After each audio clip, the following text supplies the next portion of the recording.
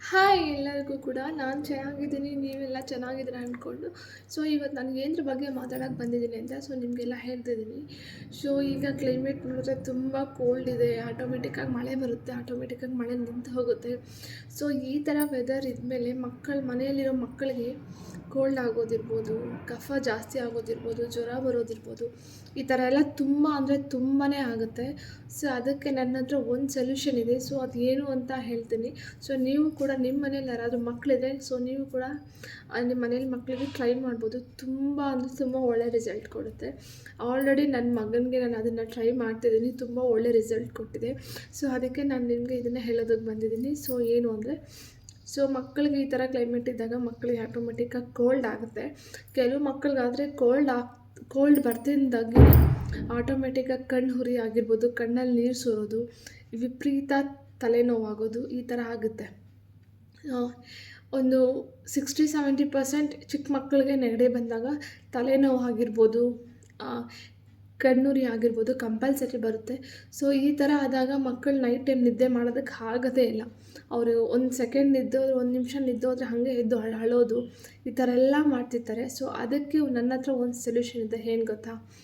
ಯಾರ ಮಕ್ಕಳಿಗೆ ನೆಗಡಿ ಜೊತೆ ತಲೆನೋವಾಗಿ ತುಂಬ ತಲೆನೋವಿರುತ್ತೆ ಆ ಮಕ್ಕಳಿಗೆ, ಹಾಗೆ ಕಣ್ಣು ವಿಪರೀತ ನೋವು, ಕಣ್ಣಲ್ಲಿ ನೀರು ಸುರಿಯೋದು, ಕಣ್ಣು ತುಂಬ ಕೆಂಪಕ್ಕಿರೋದು, ಯಾವ ಚಿಕ್ಕ ಮಕ್ಕಳಿಗಿರುತ್ತೆ ಅವ್ರಿಗೆ ಏನು ಮಾಡಬೇಕು ಅಂದರೆ, ಒಂದು ವೀಳ್ಯದೆಲೆ ತಗೊಳ್ಳಿ.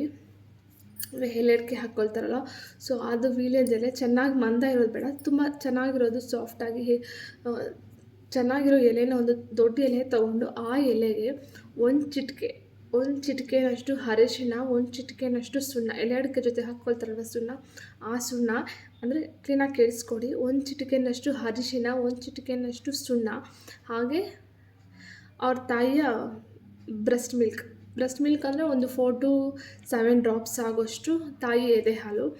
ಇದನ್ನು ಎಲ್ಲ ಹಾಕಿ ಎಲೆ ಒಳಗಡೆ ಈ ಥರ ಅಗಲ ಮಾಡಿದ್ರೆ ಆಚೆ ಬಂದುಬಿಡುತ್ತೆ. ಈ ಥರ ಫೋಲ್ಡ್ ಮಾಡಿಟ್ಕೊಂಡು ಅದೆಲ್ಲ ಹಾಕಿ 3 ಏನು ಹೇಳಿದೆ ನಾನು, ಅರಿಶಿನ ಆಗಿರ್ಬೋದು ಮತ್ತು ಸುಣ್ಣ ಆಗಿರ್ಬೋದು, ಹಾಗೆ ಬ್ರೆಸ್ಟ್ ಮಿಲ್ಕ್, ಇದು 3 ಹಾಕಿ ಚೆನ್ನಾಗಿ ಮಿಕ್ಸ್ ಮಾಡಿ.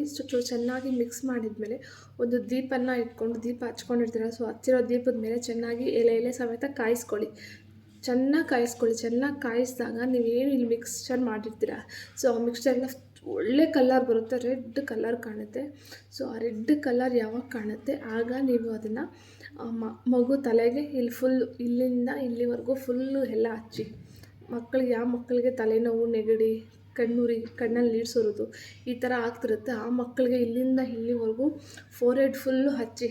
ಆ ಮಕ್ಕಳು ಇನ್ನೇನು ಹೀಗೆ ಮಲಗ್ತಾರೆ ಅನ್ನೋ ಟೈಮಲ್ಲಿ ನೈಟಲ್ಲಿ ಫುಲ್ ಹಚ್ಚಿ. ಮತ್ತು ನೀವು ಬೆಳಗ್ಗೆ ಎದ್ದು ನೋಡಿ, ತಲೆನೋವು ಇರೋದಿಲ್ಲ, ಮೂಗು ಮಕ್ಕಳಿಗೆ ಸೋರ್ತಿರುತ್ತೆ ನೀರಾಗಿ. ಆ ಥರ ನೀರಾಗಿ ಸೋರೋದಿಲ್ಲ, ನೀರಾಗಿ ಸೋರೋದಿಲ್ಲ. ಏನಂದರೆ ಆಮೇಲೆ ತುಂಬ ಗಟ್ಟಿಯಾಗುತ್ತೆ ಮೂಗು ಸೋರುವಂಥದ್ದು. ಆಗ ನೀವು ಬೇಕಾದ್ರೆ ಕ್ಲೀನಾಗಿ ಕಫ ತೆಗಿತೀರ ಅದ್ರ ಮೂಲಕ, ಮತ್ತು ನೀವೇನಾದ್ರು ಸಿರಪ್ ಯೂಸ್ ಮಾಡಿದ್ರೆ ಅದರಿಂದ ಯೂಸ್ ಮಾಡಿದ್ರೆ ಬೇಗ ಕಡಿಮೆ ಆಗುತ್ತೆ ನೆಗಡಿ ಅನ್ನೋದು. ನೀರಾಗಿ ನೆಗಡಿ ಬರ್ತಿದೆ ಅಂದರೆ ಅದು ಬೇಗ ಕಡಿಮೆ ಆಗೋಲ್ಲ. ಅದು ನಿಮಗೆ ಬೇಗ ಕಡಿಮೆ ಆಗಬೇಕು ಅಂದರೆ ನಾನು ಹೇಳಿರೋ ಇದನ್ನು ಟ್ರೈ ಮಾಡಿ. ತುಂಬ ಒಳ್ಳೆ ಕಲರ್, ಚೆನ್ನಾಗಿ ಕಾಯಿಸಬೇಕು. ನೀವು ದೀಪಕ್ಕೆ ಇಟ್ಕೊಂಡು ಚೆನ್ನಾಗಿ ಕಾಯಿಸಿದಾಗ ಅದು ಒಳ್ಳೆ ಕಲರ್ ಬಂದು ಎಲೆ ಒಳಗಡೆ ನಾವೇನು ಮಿಕ್ಸ್ಚರ್ ಮಾಡಿರ್ತೀವಿ ಅದೆಲ್ಲನೂ ಕೊತ ಅಂತ ಕುದಿಯೋದಕ್ಕೆ ಸ್ಟಾರ್ಟ್ ಆದಾಗ ಒಂದು ಸ್ವಲ್ಪ ತುಂಬ ಬಿಸಿ ಇರುತ್ತೆ. ಅದನ್ನು ನೀವು ಕೈಯಲ್ಲಿ ಆಡಿಸ್ಕೊಂಡು ಬೆಚ್ಚಗಿದ್ದಾಗ ಮಗು ಫುಲ್ ತಣ್ಣಗಾದಾಗ ಹಚ್ಚಬೇಡಿ. ಒಂದು ಸ್ವಲ್ಪ ಬೆಚ್ಚಗಿದೆ, ಇದನ್ನು ಹಚ್ಬೋದು ಮಗುವಿಗೆ ಅಂತ ನಿಮಗೆ ಗೊತ್ತಾಗುತ್ತಲ್ಲ, ತಾಯಿಯಂದ್ರಿಗೆ ಅಜ್ಜಿಯಂದ್ರಿಗೂ ಅಷ್ಟೇ ಗೊತ್ತಾಗುತ್ತೆ. ಅದನ್ನು ಮಗು ಫೋರ್ಹೆಡ್ ಫುಲ್ಲು ಹಚ್ಚಿದಾಗ ಆಟೋಮೆಟಿಕ್ಕಾಗಿ ಬೆಳಗ್ಗೆ ಏಳೋಷ್ಟರೊಳಗಡೆ ಮಗುಗೆ ತಲೆನೋವು ಪೂರ್ತಿಯಾಗಿ ಕಡಿಮೆ ಆಗಿರುತ್ತೆ. ಮಗುಗೆ ಕಣ್ಣಲ್ಲಿ ನೀರು ಸೋರುವಂಥದ್ದು ಕಡಿಮೆ ಆಗಿರುತ್ತೆ, ಕೆಂಪಗಿರೋ ಕಣ್ಣು ಕೂಡ ಹೋಗಿರುತ್ತೆ. ಹಾಗೆ ಆಟೋಮೆಟಿಕ್ಕಾಗಿ ಮೂಗಲ್ಲಿ ನೀರಾಗಿ ಸೋರೋದು ಕೂಡ ಆಟೋಮೆಟಿಕ್ಕಾಗಿ ಕಡಿಮೆ ಆಗಿರುತ್ತೆ. ನನ್ನ ಮಗನಿಗೆ ನೆಗಡಿ ಬರ್ತಾನೆ ಆಟೋಮೆಟಿಕ್ಕಾಗಿ ತುಂಬಾ ಹೆಡ್ಏಕ್ ಬರುತ್ತೆ, ಕಣ್ಣಲ್ಲಿ ನೀರು ಬರುತ್ತೆ, ಕಣ್ಣು ಕೆಂಪಗೆ ಹೋಗುತ್ತೆ, ನಿದ್ದೆನೇ ಮಾಡಲ್ಲ.